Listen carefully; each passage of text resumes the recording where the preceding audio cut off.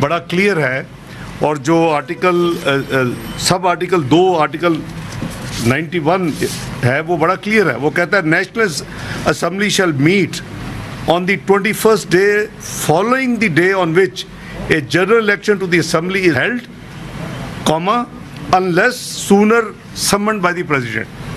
ये बिल्कुल क्लियर है। प्रेसिडेंट साहब 26 को बुला सकते थे, 27 को बुला सकते थे, 28 को बुला सकते थे। और जो हमारी इत्तला है और मीडिया में भी आ चुका है कि उनको जो असम्बली भेजी गई थी उनको ऑप्शन दी गई थी, लेकिन उन्होंने इतराज़ात लगा के वो फाइल वापस कर दी। और इतराज़ वही है जो लाहौर में भी इंडिपेंडेंस ने लगाया कि जी अभी हाउस कंप्लीट नहीं है।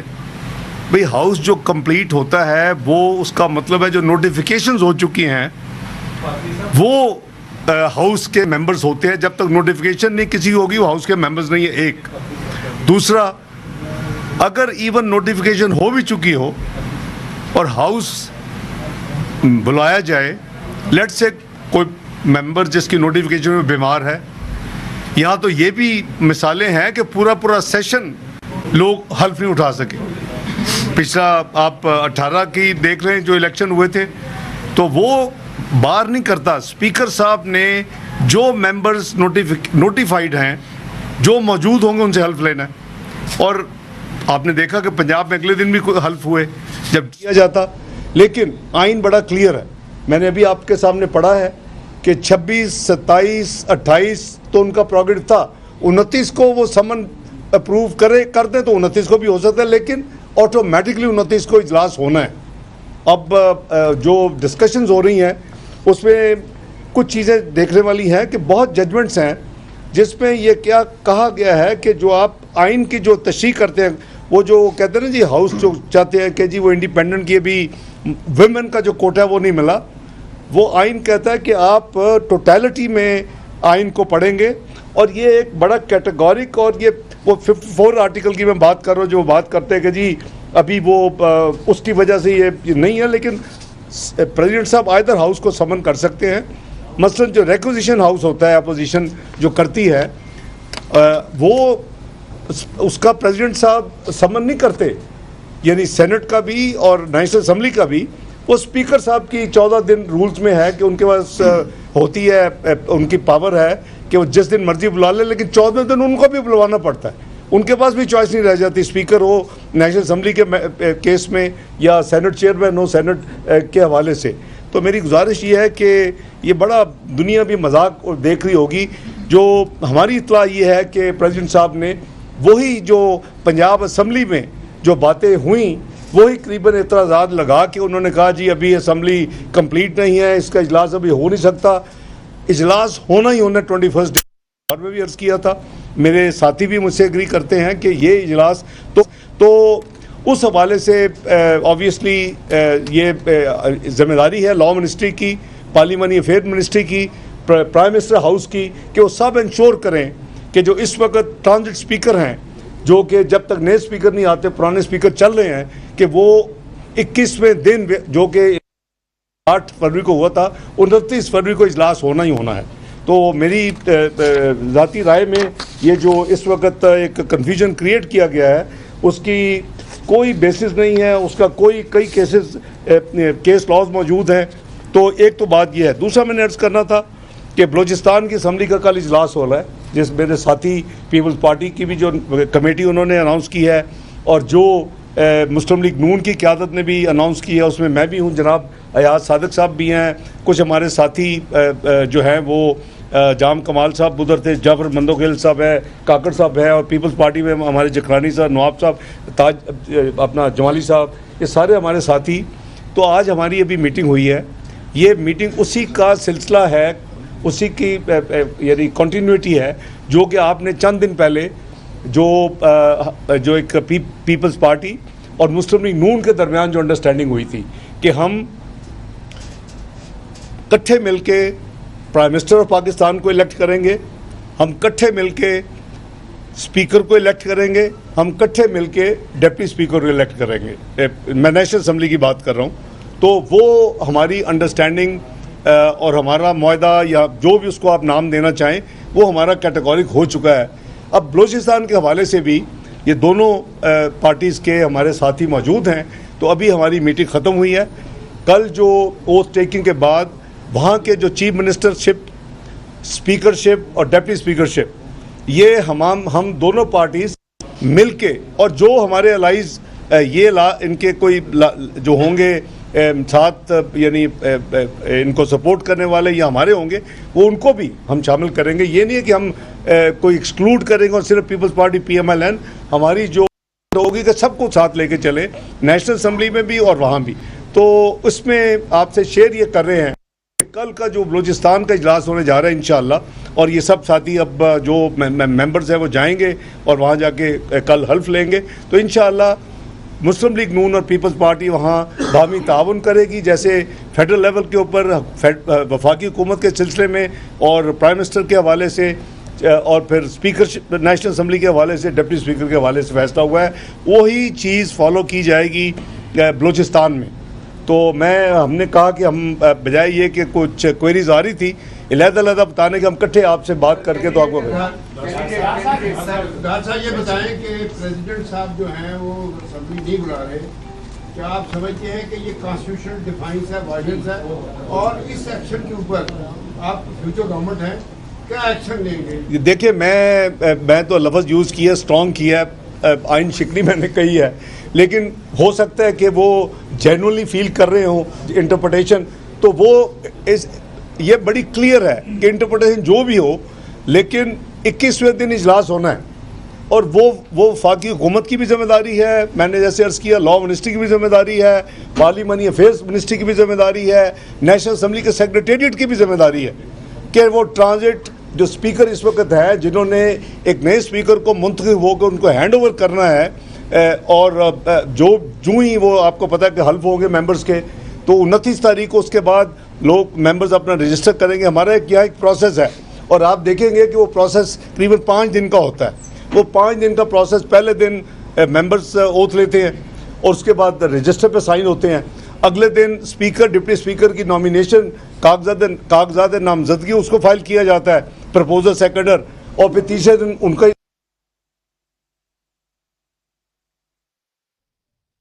नाज़रीन, आपको बताएं, इस्लामाबाद में रहनुमा मुस्लिम लीग नून इसहाक डार और दीगर मीडिया से गुफ्तगू कर रहे हैं। उन्होंने कहा कि आर्टिकल बड़ा क्लियर है, प्रेसिडेंट को जो इजलास है वो बुला सकते थे, और साथ ही साथ 26, 27, 28 तक की उनके पास तारीख थी, लेकिन उन्होंने नहीं बुलाया। वो एक बार फिर से आइन शिकनी कर रहे हैं। उन्होंने कहा कि समरी दी गई थी, ऑप्शंस थे, उन्होंने एतराज़ लगाकर वापस भेज दी। उनका इलेक्शन होता है और वो इलेक्ट होते हैं। जब स्पीकर साहब इलेक्ट होते हैं तो नए स्पीकर को हैंड ओवर कर देते हैं। जब नए स्पीकर साहब टेक ओवर कर लेते हैं, फिर डिप्टी स्पीकर का वो करवाते हैं इलेक्शन, फिर एक दिन का गैप आता है। ये माजी की ट्रेडिशन है, कोई ये इसको रिड्यूस किया जा सकता है। और जो चौथा दिन है फिर खाली होता है कि उसमें जो लीडर ऑफ द हाउस या प्राइम मिनिस्टर के जो कैंडिडेट्स हैं वो अपने पेपर्स, नॉमिनेशन पेपर उनके फाइल हो सके, और फिर 5वें दिन जो कि पीर होगा उनका इलेक्शन होता है कि लीडर ऑफ द हाउस कौन हाउस को चुनता है।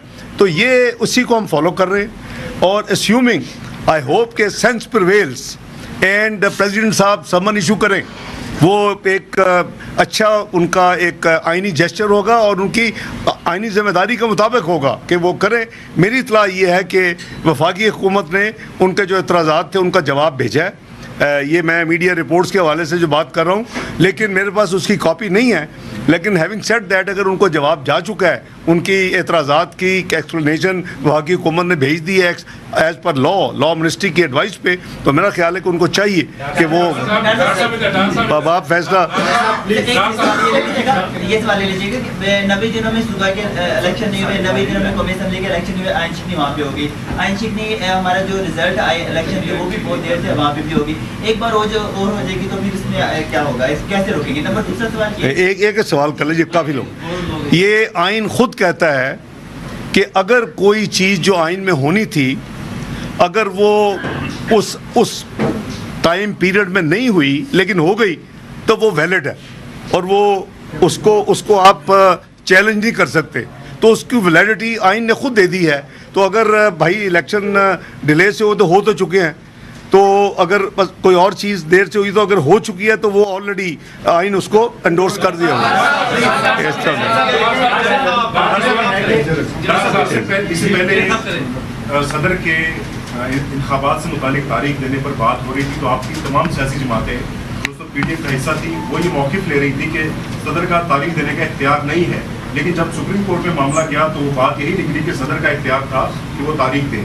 तो इस पर हो सकता है जैसे आपने बताया कि उसकी तशरीहात सदर साहब की तशरीह हो।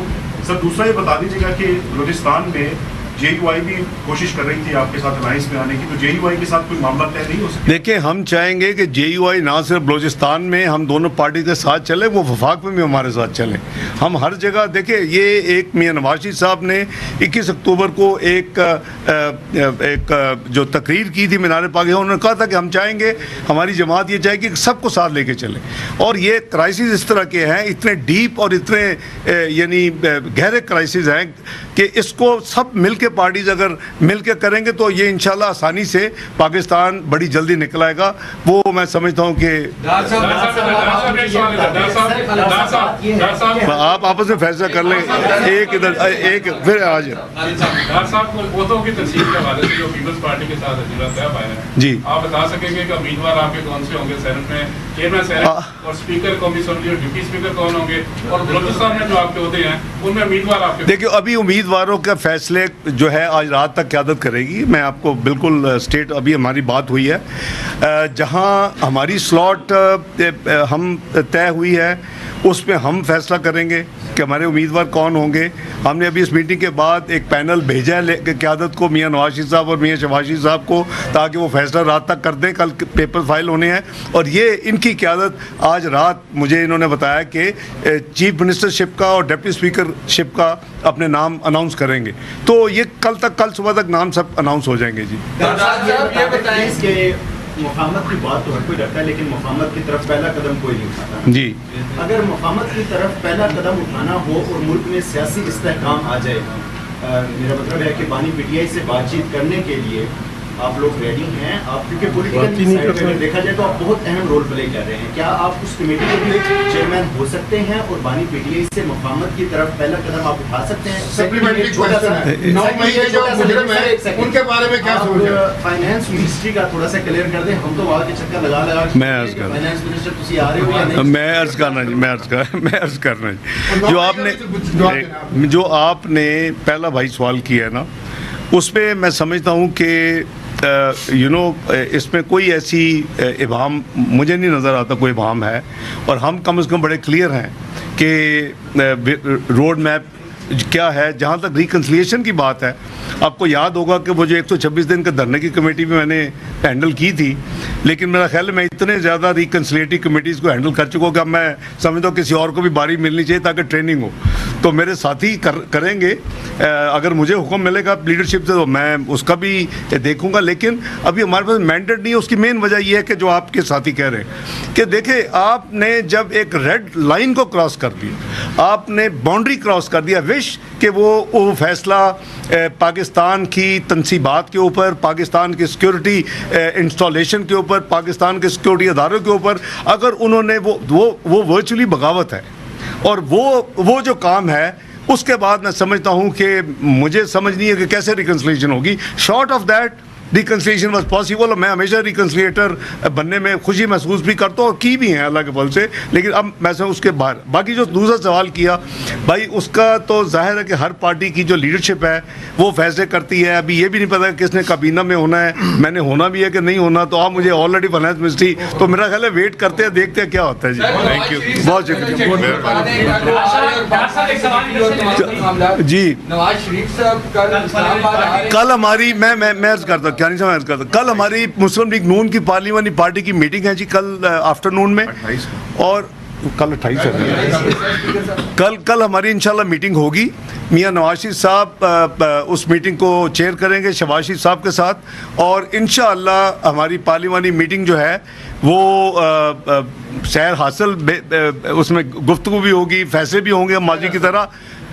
लेकिन मैं ये अर्ज करूँ कि उनकी फिर मियाँ साहब की, मियाँ नवाज साहब की मसरूफियात है कोई ऑलरेडी प्रीफिक्स, वो उधर चले जाएंगे। लेकिन रात को कल जो प्राइम मिनिस्टरशिप के कैंडिडेट है PMLN के मियाँ मोहम्मद शहबाज शरीफ, वो सदर मुस्लिम लीग नून भी हैं, वो फिर मुस्लिम लीग नून की पार्लिमानी जो पार्टी है और अलाइज की जो पार्लिमानी पार्टीज है सबको वो फिर इनवाइट करेंगे। एक मीटिंग होगी पंजाब हाउस में।